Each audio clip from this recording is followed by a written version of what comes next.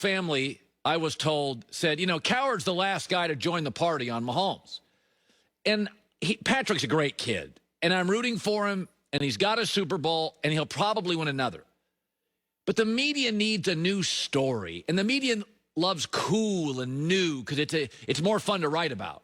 So the left-handed passes and the sidearm throws, and Tom Brady doesn't do those. And neither does Justin Herbert. And right now, Justin Herbert's the best quarterback in that division, not Patrick Mahomes. Have you watched the last 2 months what's happening? I like Mahomes. But the media goes crazy on new and fun and exciting, and that's not what wins. Tonight, the two best teams arguably in the AFC, boring New England and Buffalo in a snowstorm, will play.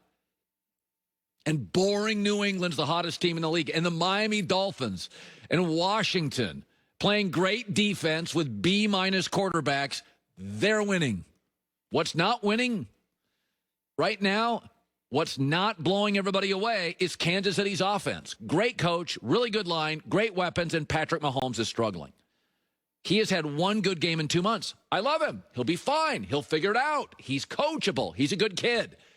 But when guys like me rolled our eyes at the left-handed passes, it's one pass in a 4-hour game, or the sidearm stuff. Like, he's lost his mechanics. He's broken right now. Now, thank God the Kansas City defense is fantastic. Chris Jones is unblockable. They deserve all the credit.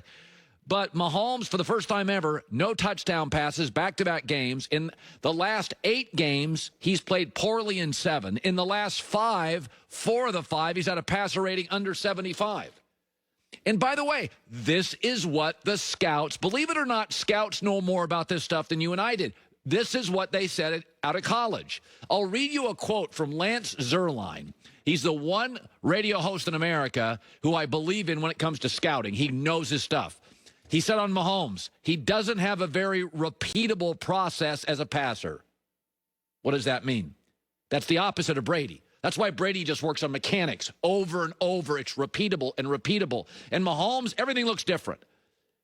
Every pass looks different, and now his mechanics are in the toilet, and he's either broken and will need an off season to get it right. That's my guess. Or he'll get it right in the next 2 or 3 weeks. He's coachable. He knows he's struggling, and Kansas City will be fine. But, just know going in that the media falls for new, fun, and flashy. And by the way, we all do. It's fun. Like new talent. But if you look at right now what's working in quarterback play, Brady's going to win the MVP. Now, Lamar Jackson's more fun to watch, and Mahomes is more fun to watch, and Josh Allen's more fun to watch. I love watching Josh Allen. Way more than Mac Jones tonight. But uncool and repeatable and kind of boring, it wins in this league. We all want a new Georgia. Alabama won. We all want a new AFC Titan. New England's the hottest team. We all want this guy as an MVP. Brady's going to win it. Mahomes, at least, this is why I think Mahomes will be fine. He's not cocky. He's totally coachable. He's super talented. He's a great kid. But he's got to go back to being boring and the basics. Every pass his mechanics are in the toilet, and he talked about it after. Obviously, we feel like we're not playing our best football. We have spurts where we're really good, and then we have spurts where we kind of have these we're not scoring. We're not finding ways to finish drives. So definitely as a competitor, you want to be better. But I think you win football games, you win football games at the end of the day. And so for us, if we keep winning football games, defense keeps playing the way that they're playing, when the offense, we really become who we know we can be, we'll be a hard football team to beat. But the problem is their identity, their core identity is offense. They're not running the football. Now they're not passing it well. So when you go into the playoffs, New England's got an identity. Miami and Washington now may not even make the playoffs. They've got an identity. Okay, Buffalo's got an identity. So the problem right now with Kansas City, their core identity is big plays. So they're not running the ball, but that never mattered when they were a big play offense.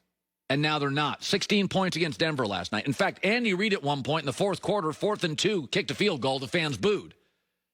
That tells you right now they are not confident in the side of the ball that we all thought was going to win 6 Super Bowls. Boring's okay, too. You can win being boring, especially in December. All right, let me, do you guys hear Mario Cristobal's coaching Miami? I'm sorry. Lincoln Riley got the USC job. I'm just being obnoxious now. Okay. I want to talk about the Steelers-Ravens. And so it was a fantastic game. The late window more Pittsburgh was uneven. It was kind of messy, but I found it fascinating. And there was a lot of criticism in the end because Baltimore went for 2, and they've got the world's best field goal kicker. And they are the better team. Baltimore's better than Pittsburgh. So if you have the better team and you got the world's best field goal kicker, then you should just kick the extra point and go to overtime. But let me just add this while I'll defend Baltimore on that. Because when you build a business, and that's all football is, it's just, even college football now, most of you are finally acknowledging what those of us who knew it years ago, it's a business. Joy and I have been saying this for years. It's a business. Get over it. NFL and college are the same business. Just one, you have to go to class occasionally. But here's why I'll defend Baltimore. It's very consistent with their business model. This is what they do. This is what Baltimore does. The Chargers and the Ravens are go for it on 4th down teams. Second part of this, Big Ben was playing his butt off. Deontay Johnson, the wide receiver for the Steelers, was uncoverable, and the Ravens were falling apart.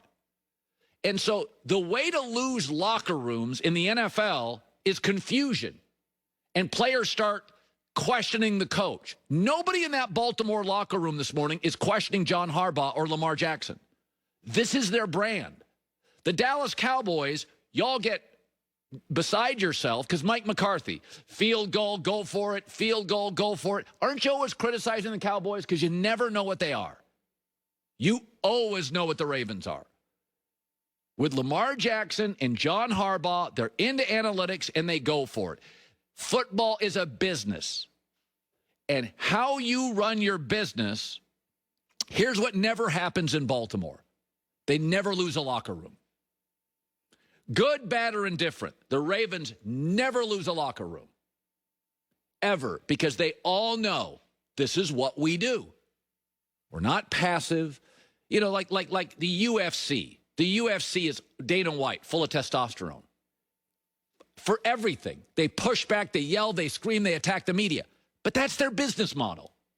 If Dana White suddenly became politically correct, and, oh, you know, we're not going to do that because the media is after us, everybody at UFC would be like, wait a minute. That's not your business model. Ravens are aggressive. They always have been. They've always had a great owner. They've always had a great front office. They never lose the locker room, and they went for it.